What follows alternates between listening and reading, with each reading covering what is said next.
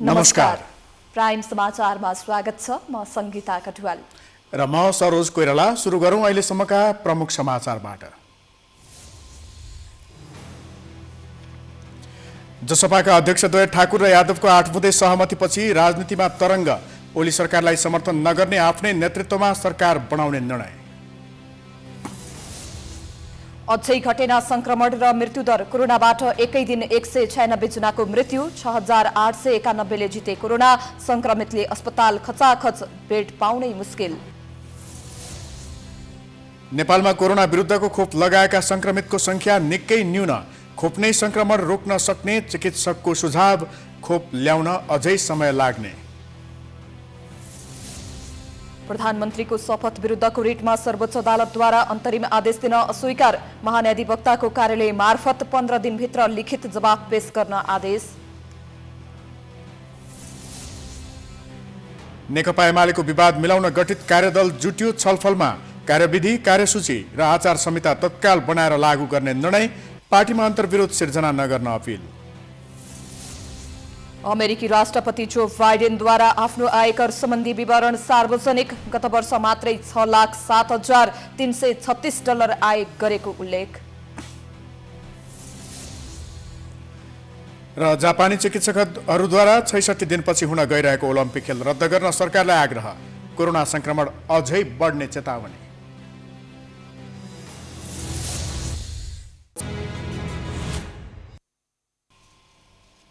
अब समाचार विस्तारमा। जनता समाजवादी पार्टीमा सरकार गठनका विषयमा चर्किएको विवाद केही मत्थर हुने संकेत देखिएको छ। अध्यक्षद्वय महन्त ठाकुर र उपेन्द्र यादव बीच मंगलबार भएको 8 बुँदे सहमतिसँगै जसपाको विवाद मत्थर हुने देखिएको हो। प्रधानमन्त्री केपी शर्मा ओलीको समर्थनमा लागेको महन्त राजेन्द्र समूह र विपक्षमा लागेको उपेन्द्र बाबुराम पक्षबीच सरकार आफ्नै नेतृत्वमा बनाउने सहमतिलाई धेरैले आश्चर्यका रूपमा हेरेका छन्। एक रिपोर्ट। प्रधानमन्त्री केपी शर्मा ओलीलाई समर्थन गर्ने कि विस्थापित गर्ने भन्ने विषयलाई लिएर जसपामा लामो समय विवाद चल्यो। जसपाको महन्त राजेन्द्र समूह प्रधानमन्त्री ओलीलाई जोगाउनु पर्ने पक्षमा उभिँदा बाबुराम उपेन्द्र समूह ओलीलाई जसरी पनि विस्थापित गर्नुपर्ने अडानमा रहे। प्रधानमन्त्रीले आफ्ना माग सम्बोधन गरेको र गर्ने क्रममा रहेकाले उनलाई सहयोग गर्नु जसपाको नैतिक दायित्व भएको बताउँदै महन्त राजेन्द्र समूहले विश्वासको मत लिने प्रक्रियामा तटस्थ बसेर र विपक्षी गठबन्धनलाई बहुमत पुर्याउने प्रक्रियामा साथ नदिएर प्रधानमन्त्री ओलीलाई सहयोग गर्यो। दुवै पक्ष आफ्नो अडानमा रहँदा जसपा फुट्ने धेरैले आकलन गरेका थिए। तर मंगलबार एकाएक जसपामा दुई अध्यक्ष महन्त ठाकुर र उपेन्द्र यादवले संयुक्त वक्तव्य जारी गर्दै पार्टीलाई विधि पद्धति अनुसार अघि बढाउने प्रतिबद्धता जनाएका छन्। तत्काल जसपा सरकारमा नजाने तर आफ्नै नेतृत्वमा सरकार बन्ने अवस्था आएमा वा राष्ट्रिय सहमतिको सरकार बन्ने अवस्थामा भने सहभागी हुने वक्तव्यमा उल्लेख छ। जसपाको कार्यकारिणी समितिको बैठक जेठ 8 र 9 गते बोलाउन महन्त ठाकुर र उपेन्द्र यादव सहमत भएका छन्। एकाएक भएको होइन, यो थुप्रै दोस्रो तहका थुप्रै नेताजीहरूको गृह कार्य पश्चात सम्पन्न भएको चिज हो। पार्टीका दोस्रो तेस्रो पुस्ताको केही नेताजीहरूको प्रयास पश्चात सबै दुवै अध्यक्षजीहरू एक ठाउँमा बस्नुभयो। सबै आफ्नो आफ्नो अडानबाट अलिकति पछाडि पनि हट्नुभयो। अबदेखि एक प्रकारको युद्ध विराम भयो। यो त 2-3 दिन पहिलेदेखि भइसकेको थियो। युद्ध विराम भयो, एकअर्को प्रति विश्वास जाग्दै गयो र आज आएर हामी आफ्ना उद्देश्य लक्ष्य सहित एक छौं। हाम्रा विरुद्ध अनर्गल प्रलाप गर्नेहरू दोषी थिए भन्दै हामी एकीकृत भयौं। जसपाको केन्द्रीय तहमा भएको विवादका बाछिटा प्रदेश तहमा पनि देखिएका थिए। गण्डकी प्रदेशमा बाबुराम उपेन्द्र समूहले कांग्रेस माओवादी सहितको विपक्षी गठबन्धनलाई सहयोग गर्दा लुम्बिनी प्रदेशमा महन्त राजेन्द्र समूहले एमालेलाई सहयोग गरेको थियो। मुख्यमन्त्री शंकर पोखरेललाई जोगाउन सांसदहरूले पार्टी विधानको उल्लङ्घन गरेको भन्दै अध्यक्ष उपेन्द्र यादवले कारवाही गरेका थिए, जुन कारवाही सर्वोच्च अदालतको सोमबारको फैसलाबाट उल्टिएको छ। विवादकै बीच महन्त राजेन्द्र पक्षका बहुमत सांसदहरूले संसदीय दलको नेतामा राजेन्द्र महतोलाई चयन गरेपछि बाबुराम उपेन्द्र समूह चिडिएको थियो। महतोलाई दलको नेता चयन गरेपछि विभाजित सरह भएको जसपा जुट्ने प्रयास गरिरहँदा संसद सचिवालयमा 2 थरी पत्र पठाइएको छ। तर पत्र पुरानै भएको कारण त्यसले कुनै सार्थकता नपाउने बताइएको छ। हामीले पनि हाम्रो रियलाइजेसन र हाम्रो सीमिततालाई पनि हामीले बुझेको हुनाले चाहिँ अब यो मुलुकलाई चाहिँ बाह्य प्रभाव र आन्तरिक दबावबाट मुक्त गर्दै पार्टीले एकबद्धता जनाउने र आगामी दिनमा वैकल्पिक सरकारको निर्माणका लागि, राष्ट्रिय निकासका लागि पनि हामीले अहम भूमिका खेल्नुपर्छ र एउटा एकीकृत भएको जसपाले मात्रै त्यो भूमिका खेल्न सक्छ, त्यो नेतृत्व दिन सक्छ, अन्यथा विवादित जसपाले दिन सक्दैन भन्ने ठहर चाहिँ नेताहरूको बीचमा पुगेको हो। लामो समयसम्म चलेको अन्तर्द्वन्द, नेताहरूको एक आपसको आरोप प्रत्यारोपबाट विभाजनको मुखमा पुगेर पनि जसपामा सहमति भएको हो। अध्यक्षद्वय ठाकुर र यादव बीच भएको 8 बुँदे सहमतिमा विधि, विधान, प्रक्रिया र सांगठनिक कार्यप्रणाली अनुरूप पार्टीका गतिविधि सञ्चालन गर्ने, पार्टी एकताका बाँकी कार्य यथाशीघ्र सम्पन्न गर्ने, पार्टीभित्र गुटगत प्रवृत्तिलाई मौलाउन नदिने र पार्टी एकता, अनुशासन, आचार संहिता एवं कार्यपद्धति प्रतिकूल कार्य गर्ने जो कोहीलाई पनि कारवाहीको भागीदार बनाउने भन्ने उल्लेख छ। प्राइम टाइम्स टेलिभिजनका लागि प्रकाश जोशीको रिपोर्ट। पछिल्लो 24 घण्टामा नेपालमा थप 8,203 जनामा कोरोना भाइरस संक्रमण पुष्टि भएको छ। यस्तै 196 जनाको संक्रमणबाट मृत्यु भएको स्वास्थ्य तथा जनसङ्ख्या मन्त्रालयले जनाएको छ। यसअघि सोमबार देशभर 9,247 जनामा कोरोना भाइरस संक्रमण पुष्टि भएको थियो भने 214 जनाको मृत्यु भएको थियो। मंगलबार भने पीसीआर विधिबाट 20,286 र एन्टिजेन विधिबाट 693 जनाको स्वाब परीक्षण भएकोमा कुल 8,203 जनामा संक्रमण पुष्टि भएको छ। यसअघि देशभर कोरोना भाइरसबाट संक्रमित हुनेको संख्या 4,72,354 पुगेको छ भने निको हुनेको संख्या 3,52,414 रहेको छ।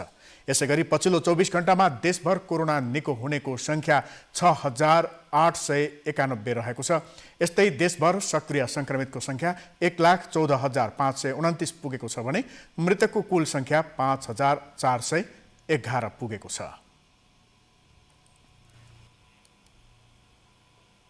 कोरोना संक्रमण दर नरोकिँदा काठमाडौँ उपत्यकाका अस्पतालमा बेड पाउन मुस्किल भएको छ।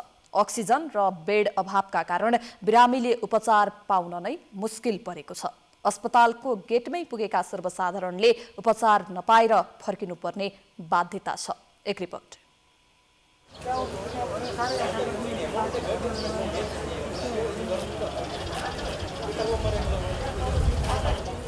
कोरोना संक्रमणको दर उकालो लागेसँगै यति बेला अस्पताल आउने भिड पनि अत्याधिक बढेको छ। राजधानीका विभिन्न अस्पतालहरूमा बिरामीको चाप पनि अत्याधिक बढेको छ। दर्शकबिनहरू, हामी यति बेला सुग्रराज टर्पिकल तथा सर्वराको अस्पताल टेकुमा छौँ। यहाँ बिरामीको चाप अत्याधिक छ। बिरामीले अस्पतालभित्र बेड नपाएर अस्पताल बाहिर बेन्चमा बसेर सेवा लिइराख्नु भएको छ। अक्सिजनको पनि कमी छ। विभिन्न बिरामीहरूले अक्सिजन नपाएको पनि गुनासो गर्नुभएको छ भने अर्कोतिर बेड नपाएर बेन्चमा र कुर्सीमा बसेर पनि सेवा लिन बाध्य भइराख्नु भएको बिरामीहरूको गुनासो छ। अघि हामी बिरामीका कुरासँग कुराकानी गर्दैछौँ। दर्शकबिनहरू, हामी चाहिँ हाल उसबाट मकनपुर जिल्ला सिस्नेरीबाट आएको हो। अनि हामीलाई चाहिँ फर्बिङमा पहिला बिरामी त्यहाँ हाल्यौँ, फर्बिङ मनमोहन हस्पिटलबाट। त्यहाँ पनि अक्सिजनको अभाव भएको कारणले पाटन पुग्यौँ। पाटनमा पनि अब बेडको अभाव भएको कारणले त्यहाँ पनि हामीले पाएनौँ। अनि त्यहाँबाट वीर हस्पिटलमा त्यहाँ पनि नपाएको अवस्था भएको कारणले यहाँ राति 12 बजे टेको हस्पिटलमा चाहिँ हामीले सिलिन्डर र पाएको अवस्थाले हामीले चाहिँ बाहिर यो प्राङ्गणमै एउटा बेड भेटियौँ। त्यसमा सिलिन्डर त्यसैमा जोडन गरेर त्यसैमा हामीले उपचार गरिरहेको छौँ अहिलेसम्म। के कस्तो अवस्था छ, के कस्ता समस्या छन् भनेर हामी बिरामी कुरासँग जोड्छौँ यति बेला। नमस्कार, तपाईँको शुभ नाम भन्नु। हजुर, मेरो तारा रुम्बा। कस्तो प्रकारको बिरामी हो? बिरामी चाहिँ खास अब त्यही निमोनियाको बिरामी हो होइन। निमोनियाको बिरामी अब अक्सिजन नपुगेरै लिएर आएको।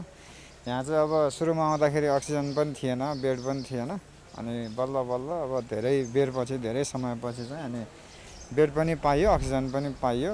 अनि आफैले म्यानेज गरेर मिलाइरहेको थिएन हजुर। पहिला चाहिँ गाडीमा आएको थियो, त्यो गाडीवालाले व्यवस्था गरिदिनु भयो क्या। पहिला यहाँ नपाइन्जेलसम्म चाहिँ एम्बुलेन्सले नै व्यवस्था गरिदिनु भएको थियो क्या।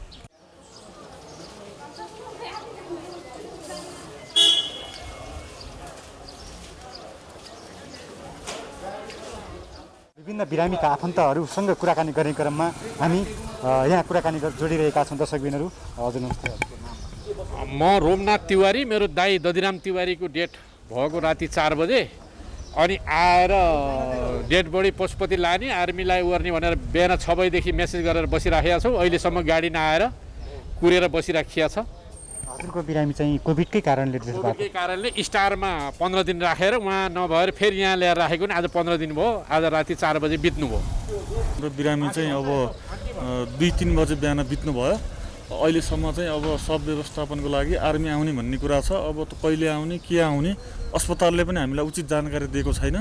जुन सरकारको चाहिँ माथि चाहिँ व्यवस्थापन कोरोनाको व्यवस्थापन भनिरहेको छ सरकारले, तर वास्तविक हस्पिटलमा चाहिँ जनतालाई चाहिँ एकदमै गाह्रो, धेरै गाह्रो छ। यो चाहिँ एकदम दयनीय छ। बाहिर गल्लीमा चौरमा बिरामी यत्रतत्र एकदम वास्तविक रूपमा चाहिँ संसारमा भन्दा पनि हस्पिटलमा आउँदा एकदम कतिको मर्का छ भन्ने कुरा चाहिँ एकदम उ छ।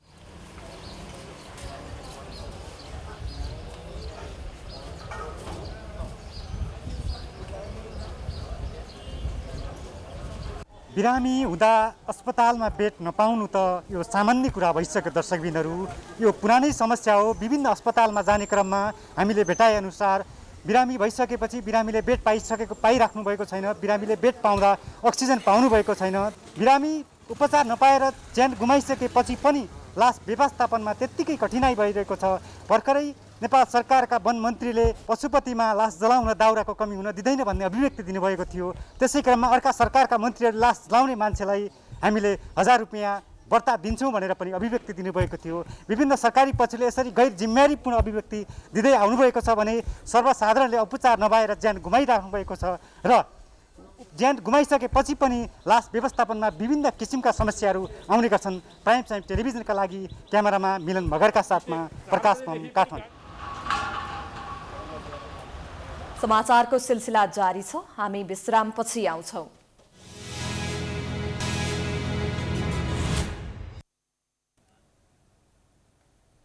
विश्रामपछि स्वागत छ। अब बाँकी समाचार।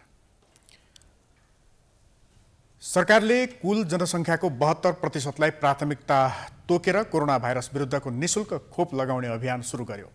भारतले अनुदान दिएको 10 लाख खोपसँगै माघ 14 गते पहिलो पटक कोरोना विरुद्धको खोप अभियान सुरु गरे पनि अहिले खोप अभावका कारण त्यो अभियान नै प्रभावित भएको छ। एक रिपोर्ट। कोरोना भाइरस विरुद्धको खोप ल्याएर सरकारले आफ्नो ठूलो उपलब्धि मानेपछि अहिले खोप आपूर्ति गर्न सकिरहेको छैन। संसदमै प्रधानमन्त्री केपी शर्मा ओलीले खोप नेपालमा भित्र्याएर जनतालाई लगाउन थालिएको भन्दै गर्व गरेका थिए। तर पहिलो खोप लगाएका व्यक्तिहरूलाई दोस्रो डोज खोप पुर्याउन नसक्दा समस्या भएको छ। कोरोना संक्रमणले अवस्था भयावह बन्दै गर्दा अधिकांश देशले आफ्नो नागरिकका लागि खोप दिइरहेका छन्। तर नेपालमा पनि हालसम्म 32,48,000 मात्र खोप भित्रिएको छ। बाँकी जनसङ्ख्याका लागि खोप कहाँबाट र कसरी ल्याउने भन्ने सरकार नै रणभुल्लमा परेको छ। सुरुवातका चरणमा खोप ल्याउनका लागि तातेको सरकारबाट नागरिकले खोप लगाउन पाउने आशा गरेका थिए। अझै प्रधानमन्त्री केपी ओलीले नेपालमा पहिलो चरणको खोप अभियान सुरु गर्दा अबको 3 महिनाभित्र सम्पूर्ण नागरिकलाई खोप दिने प्रतिबद्धता जनाएका थिए। वैशाख महिनाभित्र नेपालका 72% नागरिकले खोप लगाउने दावी गरेको सरकारले पहिलो डोज लगाएकालाई समेत खोप दिन सकिरहेको छैन। अहिले हामीले खोप प्राप्ति गर्ने सन्दर्भमा सरकारले निकै पहिलेदेखि कूटनीतिक प्रयासहरू पनि सुरु गरेको पनि हो। हामीले खरिद गरेर ल्याउने भनेर पनि प्रक्रियाहरू सुरु गरिएको हो। निजी क्षेत्रहरूबाट पनि खोप ल्याउनका लागि आवश्यक वातावरण बनाइदिने, उहाँहरूलाई पनि त्यो सहजीकरण गरिदिने काम सरकारले गरेको छ।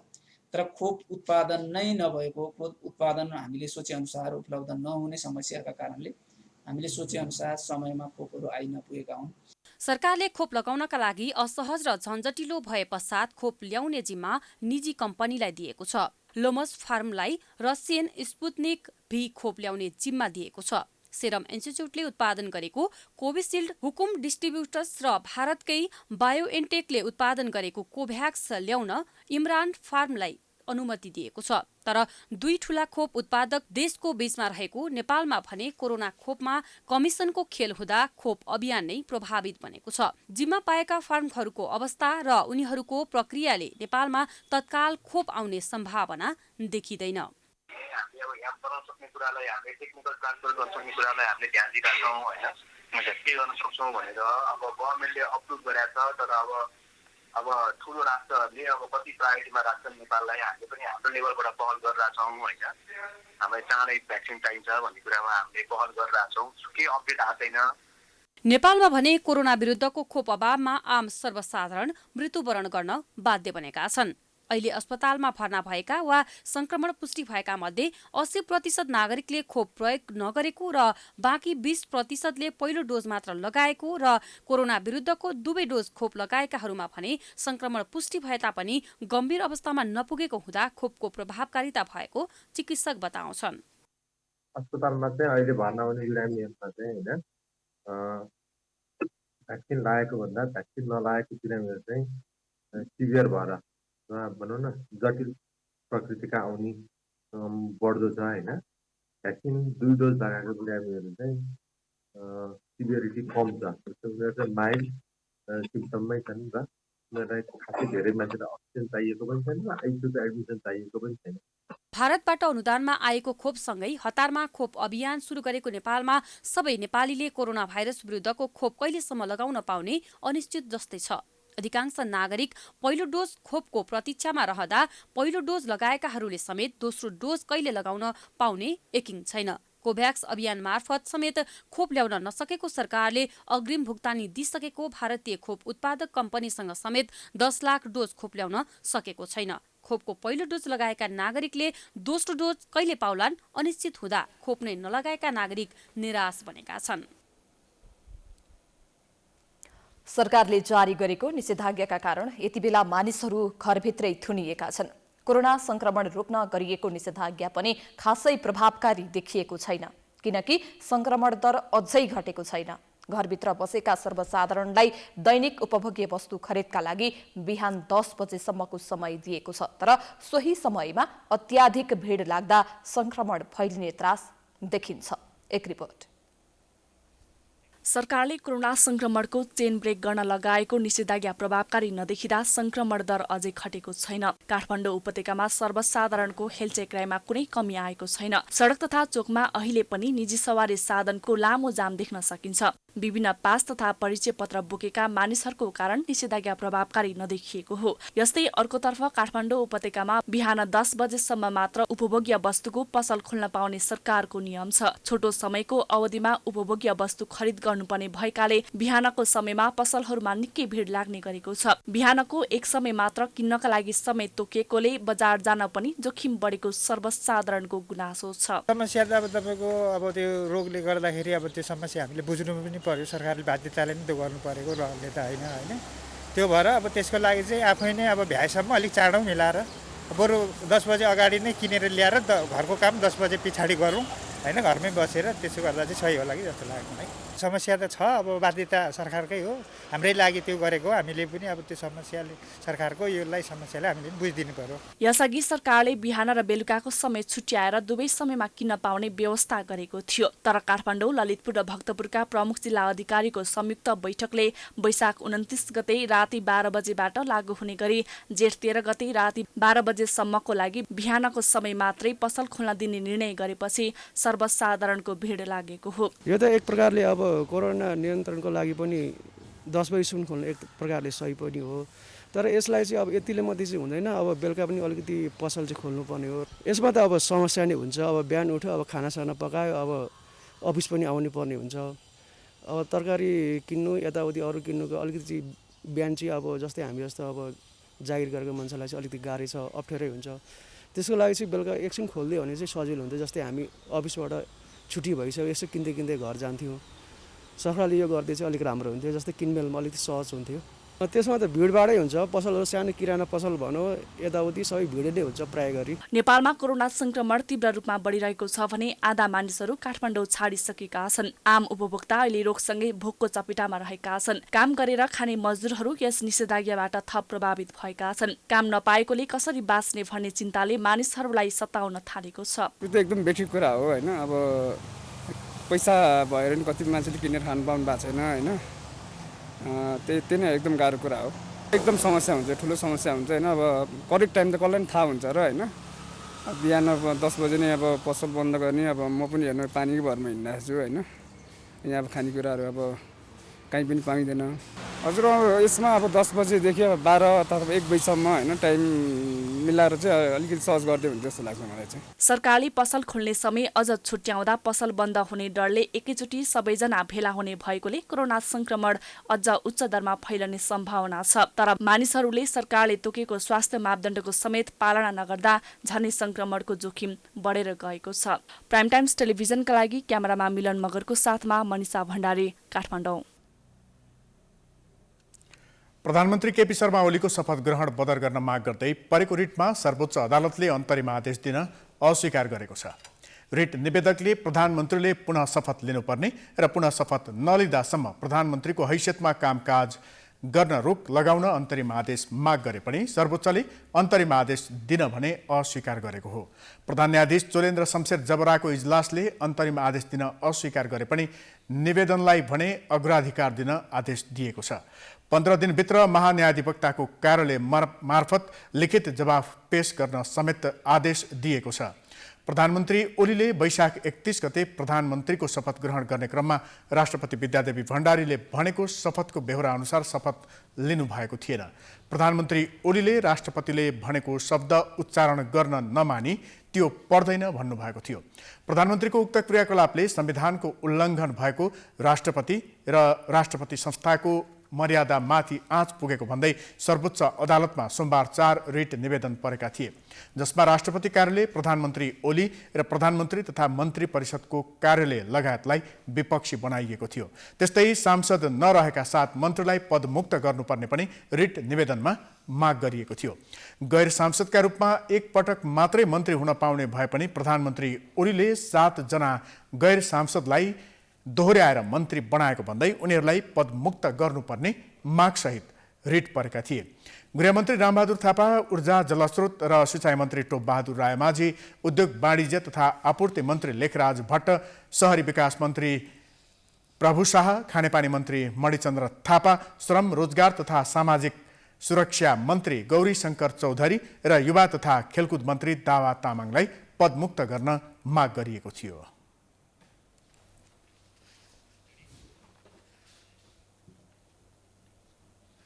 प्रतिनिधि सभाको चौथो दल जनता समाजवादीलाई फकाएर वा महन्त राजेन्द्र पक्ष मात्रैको साथ लिएर भए पनि बहुमत सिद्ध गर्ने प्रधानमन्त्री ओलीको सपना पूरा नहुने देखिएको छ। संविधानको धारा 76(3) अनुसार नियुक्त प्रधानमन्त्री ओलीले केही दिनमै विश्वासको मत लिने तयारी गरिरहँदा संसदको बाँकी कार्यकालसम्मै सरकार टिक्ला, बहुमत सिद्ध गर्न नसकेर देश मध्यावधि चुनावतिर जाला वा वैकल्पिक सरकार बन्छ भन्ने 3 कोणबाट पुनः बहस सुरु भएको छ। एक रिपोर्ट। संविधानको धारा 76(3) अनुसार नियुक्त प्रधानमन्त्री केपी शर्मा ओलीले केही दिनमै विश्वासको मत लिने तयारी गरिरहेका छन्। प्रधानमन्त्री ओलीले मंगलबारकै मन्त्री परिषद बैठकमा समेत आर्थिक वर्ष 2078-79 को बजेट पूर्व नै विश्वासको मत लिने बारे मन्त्री परिषद सदस्यलाई जानकारी गराएको बताइएको छ। आखिर आफूसँग बहुमत नपुग्दै प्रधानमन्त्री ओलीले किन हतारो गरेर विश्वासको मत लिन खोजिरहेका छन् त? यो कौतूहलता धेरैमा देखिएको छ। प्रधानमन्त्री ओलीले सरकारमा सहभागी हुन जनता समाजवादी पार्टीलाई औपचारिक रूपमा आह्वान गरे पनि उसले तत्काल सहभागी नहुने बताइसकेको छ। अझ जसपाका अध्यक्ष द्वयले सार्वजनिक गरेको विज्ञप्ति जस्तै आफ्नै नेतृत्वमा सरकार बन्ने अवस्था वा राष्ट्रिय सहमतिको सरकार बन्ने अवस्था बाहेकमा प्रतिपक्षी भूमिकामा बसेमा प्रधानमन्त्री ओलीले अब पनि विश्वासको मत नपाउने निश्चित जस्तै छ। विश्वासको मत नपाएकै भरमा प्रधानमन्त्री ओलीले सिधै संसद विघटन गर्न पाउँदैनन्। यसपछि पुनः अर्को सरकारको खेल सुरु हुनेछ, जतिबेला संविधानको धारा 76(5) अनुसार अल्पमतको सरकार गठनको प्रयास हुन्छ। यो प्रयासमा ओली नै प्रधानमन्त्री हुन्छन् वा अरू कोही अहिले नै यकिन गर्ने अवस्था छैन। यद्यपि अहिलेको राजनीतिक परिस्थितिको आकलन गर्दै कतिपयले ओलीकै निरन्तरताबाट संसदको विघटन र मध्यावधि निर्वाचन हुन सक्ने दिशातर्फ देश अघि बढेको दाबी गरिरहेका छन्। तर यसका लागि एमालेको असन्तुष्ट पक्षसँग अध्यक्ष एवं प्रधानमन्त्री ओलीले खेल्ने भूमिका र जसपाको आगामी रणनीति नै निर्णायक हुने देखिन्छ। अब प्रधानमन्त्रीजीले बहुमतका साथ सरकार चलाउने तयारी गर्नु भएको छ र जसपाको गुटले सहयोग गर्यो, एउटा गुटले मन्त ठाकुरजीहरूको भने सो त अरू 1.5 वर्ष जाला, नत्र भने प्रधानमन्त्रीको इच्छा बमोजिम गएको पुस्कैदेखिको इच्छा बमोजिम फेरि विघटन हुन्छ, वैधानिक ढङ्गले र चुनाव हुन्छ। अब यसमा अरू अनुमान गर्नुपर्ने केही कुरै छैन। प्रधानमन्त्री ओलीले संसद बैठक आह्वान गरेर पहिलो बैठकमै विश्वासको मत लिने र त्यसपछि नीति तथा कार्यक्रम हुँदै बजेट ल्याउने बारे भित्रभित्रै तयारी गरे पनि संसद बैठक कहिले डाकिने औपचारिक मिति सार्वजनिक हुनै बाँकी छ। संसद बैठक आह्वान हुने दिनसम्म राजनीतिक परिस्थिति कस्तो बन्छ त्यो पनि यसै भन्ने अवस्था छैन। प्रधानमन्त्री ओलीले अब पनि विश्वासको मत पाउन नसकेमा 3वटा विकल्पबाट देशको राजनीति अघि बढ्ने विश्लेषण हुन थालेको छ। त्यो हो नेकपा एमालेकै समर्थनमा जसपा नेतृत्वको सरकार, दोस्रो नेपाली काङ्ग्रेस माओवादी केन्द्रको समर्थनमा जसपा नेतृत्वको सरकार, तेस्रो जसपालाई अल्मल्याएर ओली नेतृत्वमै अल्पमतको सरकार हुँदै संसद विघटन मार्फत निर्वाचन। ओली विरुद्धको वैकल्पिक सरकारका लागि पहल गरेर असफल भएका नेपाली काङ्ग्रेस र माओवादी केन्द्रले जसपाको नेतृत्वमा वैकल्पिक सरकार बनाउन चाहेको खण्डमा समेत परिस्थिति फेरिन सक्ने कतिपयको आकलन छ। अबको 1-2 महिनामा देश कता जान्छ भन्ने सङ्केत देखिने, त्योभन्दा अघि गरिने अनुमान र विश्लेषण गलत हुन सक्ने कतिपय राजनीतिक विश्लेषकहरू बताउँछन्। त्यो अर्को आयो भनेदेखि त केपी ओली हुनुहुन्छ भन्ने कुरा पनि भएन, केपी ओली हुँदै हुँदैन भन्ने कुरा पनि भएन। दुवै कुरा हुन सक्छ। माधव झलनाथ पक्षले साथ दिन्छ कि दिँदैन त्यो कुरा पनि निर्णायक हुन सक्छ। जसपाको आधाले साथ दिन्छ कि पुराले साथ दिन्छ त्यो कुरा पनि निर्णायक हुन सक्छ। संविधानले परिकल्पना नै नगरेको अवस्थामा संसद विघटन गरेर चुनावको घोषणा गर्ने प्रधानमन्त्री ओलीले विश्वासको मत पाएर संसदको पूर्ण कार्यकाल सरकार सञ्चालन गर्छन् वा कसैलाई बहुमत पुग्न नदिएर संविधानको धारा 76(5) अनुसार नै अल्पमतको सरकार हुँदै मध्यावधि निर्वाचनमा देशलाई लैजान्छन्, यसै भन्ने अवस्था छैन। अर्कोतिर ओलीको विकल्पमा जसपाको सरकार त बन्न लागेको होइन भन्ने चर्चा समेत सुरु भएको छ। जनता समाजवादी पार्टीले आफ्नै नेतृत्वमा नयाँ सरकार गठनको पहल कदमी लिने भएको छ। अध्यक्षद्वय महन्त ठाकुर र उपेन्द्र यादव बीच सहमति भएसँगै संसदको चौथो ठूलो दल जसपा पनि सत्ता राजनीतिको दौडमा सामेल भएको हो। पर्याप्त सांसद आफैसँग नभएको जसपालाई नयाँ सरकार गठन गर्न विपक्षी नेपाली काङ्ग्रेस र नेकपा माओवादी केन्द्रको समर्थन आवश्यक पर्नेछ। एक रिपोर्ट। नेपाली काङ्ग्रेस र नेकपा माओवादी केन्द्र सहितको विपक्षी गठबन्धनले वर्तमान ओली सरकारलाई ढाल्न लामो प्रयास गरे पनि सफल हुन सकेनन्। जसपाको महन्त राजेन्द्र समूहले साथ नदिँदा र नेकपा एमालेको खनाल नेपाल समूहका सांसदहरूले राजीनामा नदिँदा संसदमा विपक्षी गठबन्धनको बहुमत पुगेन। परिणाम केपी ओली संविधानको धारा 76 को उपधारा 3 बमोजिम संसदको सबैभन्दा ठूलो दलको हैसियतले पुनः प्रधानमन्त्री बन्न सफल हुनुभएको छ। प्रधानमन्त्री केपी ओलीले 1 महिनाभित्र संसदमा बहुमत सिद्ध गर्नुपर्ने हुन्छ। संसदमा बहुमत सिद्ध गर्न नसकेमा देश अर्को राजनीतिक कोर्समा जान्छ। त्यो भनेको धारा 76 को उपधारा 5 बमोजिमको सरकार गठनको प्रक्रिया हो। यही बीच जसपा अध्यक्षद्वय महन्त ठाकुर र उपेन्द्र यादवले आफ्नै नेतृत्वमा नयाँ सरकार गठनको पहल कदमी लिने सहमति गरेका छन्। मुलुकको सत्ता राजनीतिमा निर्णायक देखिएको जसपाले नेपाली काङ्ग्रेस र नेकपा माओवादी केन्द्रको समर्थन प्राप्त गर्न सके सरकारको नेतृत्व गर्ने जसपाको चाहना पूरा हुने देखिन्छ। 76(5) मा मुलुक आइसकेपछि फेरि पनि चाहिँ के छ भन्दाखेरि राजनीतिक दलहरू अगाडि बस्ने र यसपटक हामीले हाम्रै पार्टीको नेतृत्वमा सरकार बनाउने कुराको पक्षमा हामी उभिन्छौँ। हाम्रा पार्टीमा धेरैजना नेताहरू हुनुहुन्छ प्रधानमन्त्री बन्न, त्यसका लागि कुनै कमी छैन। पार्टीले निर्णय गर्दा जसको पक्षमा निर्णय गर्छन् जो भन्दा पनि हुन्छ। महन्त ठाकुर प्रधानमन्त्री बन्नुहुन्छ त मलाई गौरव हुन्छ। केपी ओलीको विकल्पमा प्रधानमन्त्री बन्न अघि सर्नुभएका काङ्ग्रेस सभापति शेरबहादुर देउवाले बहुमत जुटाउन सक्नु भएको थिएन। यस्तो अवस्थामा प्रधानमन्त्री ओलीलाई साथ दिन खोज्नुभएका जसपा अध्यक्ष महन्त ठाकुरलाई प्रधानमन्त्री बनाएर भए पनि केपी ओलीलाई हटाउने विकल्पमा छलफल भए पनि कुनै निष्कर्ष ननिस्कदा प्रधानमन्त्री ओली नै तेस्रो पटक प्रधानमन्त्री बनेका थिए। यस अवसरलाई सदुपयोग गर्दै विपक्षी दलहरूले प्रधानमन्त्री ओलीलाई विस्थापित गर्नुपर्ने काङ्ग्रेस नेता भीमसेन दास प्रधानको भनाइ छ। कुनै पनि हालतमा चाहिँ यो केपी ओलीको सरकारको नेतृत्व चुनाव हो भने यसले चाहिँ धारले चुनाव गर्छ, फेरि मुलुकलाई टोन्न पराउने अवस्था हुन सक्छ। त्यहाँ एकचोटि उस प्रस्तावमा फेल भइसकेको अवस्था पनि थियो प्रस्तावमा, र त्यसमा त्यही प्रणालीलाई लिनु भनेको डेमोक्रेसी नमस्कार विपरीत पनि हो। त्यस कारण चाहिँ केपी ओलीको विगत जुनसुकै सरकारमा पनि आउन सक्ने सम्भावना रहन्छ।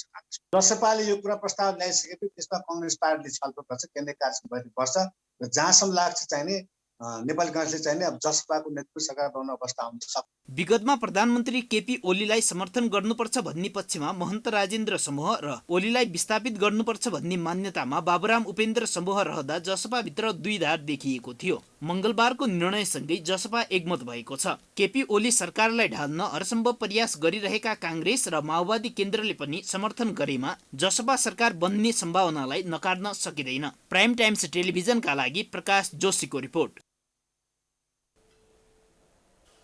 नेकपा एमालेको पछिल्लो विवाद निरूपणका लागि गठन गरिएको कार्यदलको पहिलो बैठक सकिएको छ। प्रधानमन्त्री तथा मन्त्री परिषदको कार्यालयमा आज बसेको पहिलो बैठकले एमाले कार्यकर्ताको बीचमा थप विवाद बढ्न नदिन विशेष अपील गर्ने निर्णय गरेको छ।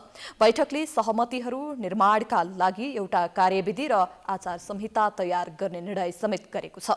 कार्यदलको बैठकले सर्वसम्मत रूपमा देशैभर कार्यकर्ताको बीचमा एकताको भावना सञ्चार गराउने निर्णय समेत गरेको छ। बैठकमा मुख्यतया 3टा निर्णयहरूले गरेका छौँ। पहिलो, कार्यदलको कार्यक्षेत्र, कार्यविधि र आचार संहिता तयार गरेर लागू गर्ने। दोस्रो, कार्यदलले पार्टीको समस्या समाधान गर्न काम सुरु गरिसकेको परिप्रेक्ष्यमा सबै नेता कार्यकर्ताहरूले यसलाई सकारात्मक निष्कर्षमा पुर्याउनका निम्ति योगदान गर्ने।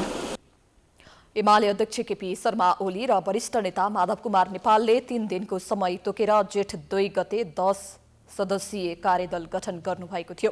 कार्यदलमा अध्यक्ष ओलीका तर्फबाट नेता नेमाङ, विष्णु पौडेल, प्रदीप गेवाली, शङ्कर पोखरेल र विष्णु रिमाल हुनुहुन्छ भने माधव नेपालका तर्फबाट भीम राउल, घनश्याम भूषाल, गोकर्ण विष्ट, सुरेन्द्र पाण्डे र रघुजी पन्त रहनु भएको छ। पार्टी विवाद समाधानको लागि नेकपा एमालेद्वारा गठित संस्थापन र माधव पक्षको कार्यदल बीच आजको पहिलो वार्ता भएको हो। आजको भेटवार्तामा कार्यदलको कार्यक्षेत्र, कार्यविधि र आचार संहिता तुरन्त तयार गरी लागू गर्ने निर्णय भएको माधव पक्षका कार्यदल संयोजक भीम राउलले जानकारी दिनुभयो। आचार संहिता तुरन्त तयार गरी लागू गर्ने तय गरेको छ।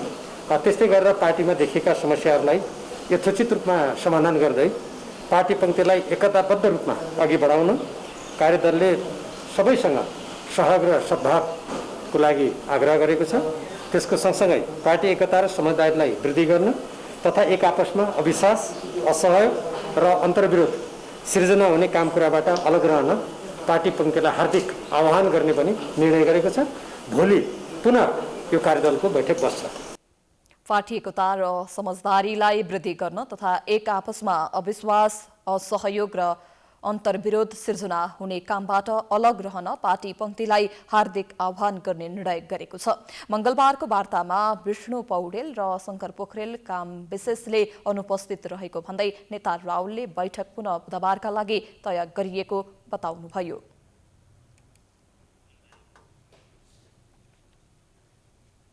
समाचारको सिलसिला अझै जारी छ। हामी विश्रामपछि आउँछौं।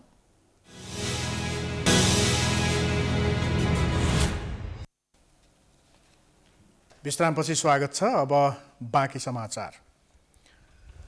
प्रमुख प्रतिपक्षी दल नेपाली कांग्रेसले संसदीय दल कार्यसमितिको बैठक बोलाएको छ। बुधबार दिउँसो 2:30 बजे संसद भवनको लोत्से हलमा बैठक बोलाइएको नेपाली कांग्रेसले जनाएको छ। कांग्रेसका प्रमुख सचेतक बालकृष्ण खाँडले समसामयिक विषयमा छलफल गर्न बैठक बोलाइएको जानकारी दिनुभयो। प्रधानमन्त्री केपी शर्मा ओलीले संसदमा विश्वासको मत लिने कुरा मन्त्री परिषद बैठकमा चलाएपछि कांग्रेस पनि तयारीमा जुटेको हो। यस्तै सरकारले ल्याउने नीति कार्यक्रम र बजेटका विषयमा पनि छलफल हुने जनाइएको छ।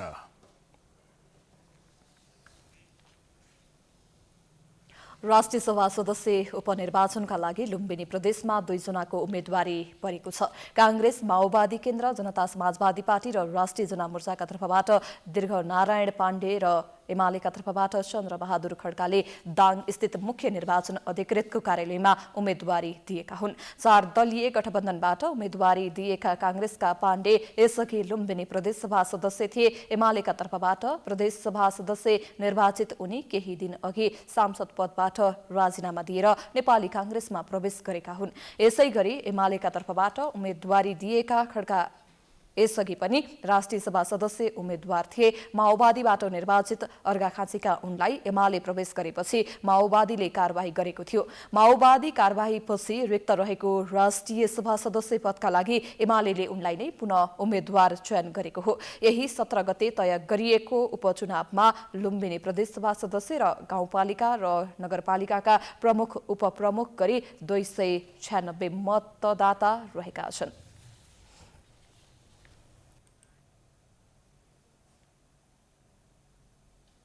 अब अन्तर्राष्ट्रिय समाचार।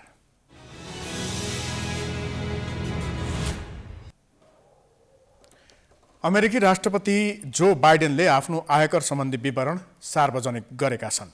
बाइडेनले अमेरिकी राष्ट्रपतिको परम्पराका रूपमा रहेको कर सम्बन्धी विवरण सार्वजनिक गर्ने चलन पुनः स्थापित गरेको व्हाइट हाउसले जनाएको छ। सार्वजनिक गरिएको विवरण अनुसार गएको वर्ष राष्ट्रपति बाइडेनले र प्रथम महिला डाक्टर जिल बाइडेनले $6,07,336 आय गरेको र $1,57,414 आयकर तिरेको उल्लेख छ। त्योभन्दा अघिल्लो वर्ष उनीहरूको आय $9,58,223 थियो। अधिकांश रूपमा भाषण, पुस्तक बिक्री तथा उच्च शिक्षा प्रदान गर्ने संस्थाहरूमा रहेको पदबाट आय भएको देखिएको छ। डोनाल्ड ट्रम्पले आफ्नो आयको विवरण तथा कर सम्बन्धी जानकारी सार्वजनिक गर्न अस्वीकार गरेका थिए। विवरण अनुसार चुनावका लागि व्यस्त रहेको वर्ष 2020मा बाइडेनले तिरेको आयकरको दर 25.9% रहेको छ। उनीहरूले गएको वर्ष परोपकारका काम गर्ने 10 संस्थालाई कुल $30,704 पनि प्रदान गरेका छन्। सबैभन्दा धेरै बो बाइडेन फाउन्डेसनलाई $10,000 दिएका छन्। बाइडेन दम्पतिसँग 12 लाखदेखि $28,80,000 को बीचमा सम्पत्ति रहेको उल्लेख छ। बाइडेनले राष्ट्रपतिका रूपमा वार्षिक $4 लाख तलब पाउने व्यवस्था छ। बाइडेनले वार्षिक $4 लाख भन्दा बढी आय गर्नेहरूको कर बढाउने प्रस्ताव गरेका छन्। अब खेलकुद समाचार।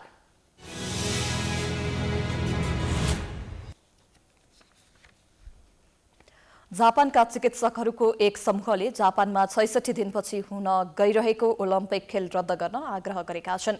कोरोना एसोसिएसनले अन्तर्राष्ट्रिय ओलम्पिक कमिटी समक्ष ओलम्पिक खेल रोक्नका लागि आग्रह गर्न अधिकारीहरू समक्ष अनुरोध गरिसकेका छन्। इङ्ग्लिस प्रिमियर लिग फुटबलमा आज म्यान्चेस्टर सिटीले ब्राइटनसँग प्रतिस्पर्धा गर्दैछ। सिटीले ब्राइटनसँग उसैको मैदानमा खेल्नेछ। सिटी र ब्राइटन बीचको खेल राति 12:15 बजे सुरु हुनेछ। सिटीले यसअघि नै लिगको उपाधि जितिसकेको छ, तर सिटी ब्राइटनलाई हराउँदै अङ्क तालिका थप फराकिलो बनाउन चाहन्छ। शीर्ष स्थानको सिटीले 36 खेलमा 83 अङ्क जोडेको छ। सिटी दोस्रो स्थानको म्यान्चेस्टर युनाइटेड भन्दा 13 अङ्कले अघि रहेको छ। ब्राइटन 38 अङ्क जोडेर 17औं स्थानमा रहेको छ। प्रिमियर लिग अन्तर्गत नै म्यान्चेस्टर युनाइटेडले फुलह्यामसँग प्रतिस्पर्धा गर्नेछ। युनाइटेडले घरेलु मैदानमा फुलह्यामको सामना गर्नेछ। युनाइटेड 70 अङ्क जोडेर दोस्रो स्थानमा रहेको छ। फुलह्याम 27 अङ्क जोडेर 18औं स्थानमा रहेको छ। अर्को खेलमा साउथह्याम्पटन र लिड्स बीच प्रतिस्पर्धा हुनेछ।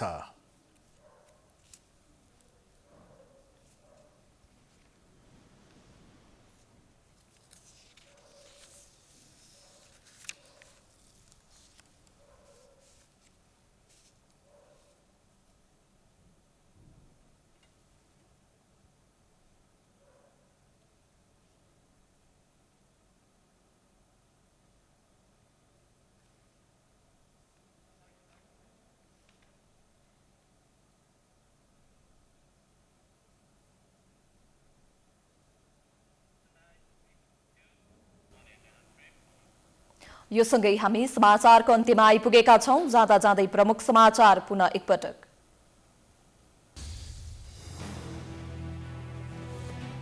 जसपाका अध्यक्ष दया ठाकुर र यादवको 8 बुँदे सहमतिपछि राजनीतिमा तरंग। ओली सरकारलाई समर्थन नगर्ने आफ्नै नेतृत्वमा सरकार बनाउने निर्णय। अझै घटेन संक्रमण र मृत्युदर। कोरोनाबाट एकै दिन 196 जनाको मृत्यु, 6891ले जिते कोरोना। संक्रमितले अस्पताल खचाखच, बेड पाउने मुस्किल। नेपालमा कोरोना विरुद्धको खोप लगाएका संक्रमितको संख्या निकै न्यून। खोप नै संक्रमण रोक्न सक्ने चिकित्सकहरूको सुझाव। खोप ल्याउन अझै समय लाग्ने। प्रधानमन्त्रीको शपथ विरुद्धको रिटमा सर्वोच्च अदालतद्वारा अन्तरिम आदेश दिन अस्वीकार। महान्यायाधिवक्ताको कार्यालय मार्फत 15 दिनभित्र लिखित जवाफ पेश गर्न आदेश। नेकपा एमालेको विवाद मिलाउन गठित कार्यदल जुट्यो छलफलमा। कार्यविधि, कार्यसूची र आचार संहिता तत्काल बनाएर लागू गर्ने निर्णय। पार्टीमा अन्तर्विरोध सिर्जना नगर्न अपील। अमेरिकी राष्ट्रपति जो बाइडेनद्वारा आफ्नो आयकर सम्बन्धी विवरण सार्वजनिक। गत वर्ष मात्रै $6,07,336 आय रहेको उल्लेख। र जापानी चिकित्सकहरूद्वारा 66 दिनपछि हुन गइरहेको ओलम्पिक खेल रद्द गर्न सरकारलाई आग्रह। कोरोना संक्रमण अझै बढ्ने चेतावनी। समाचार अहिलेलाई सकियो। यसपछिको प्रस्तुति जनता जान्न चाहन्छन् ऋषि धमलाको साथमा। हेर्दै गर्नुहोला प्राइम टाइम्स टेलिभिजन। नमस्कार।